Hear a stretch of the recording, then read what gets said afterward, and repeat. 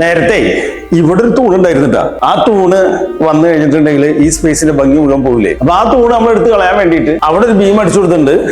ഇങ്ങനെയൊക്കെ ഒരു ബീം ഉണ്ട്. അപ്പൊ അങ്ങനെ ഈ ബീമുകളെല്ലാം കൂടി കൊടുത്ത് ഭംഗിയായിട്ട് അതിന്റെ മുകളിലത്തെ സ്ലാബിനെ നമ്മൾ നിർത്തുകയും ഈ തൂണിനെ നമ്മൾ എടുത്ത് കളയുകയും ചെയ്തു. അതുകൊണ്ടാണ് ഈ സ്റ്റെയർ ഇത്രയും ഭംഗിയായത്.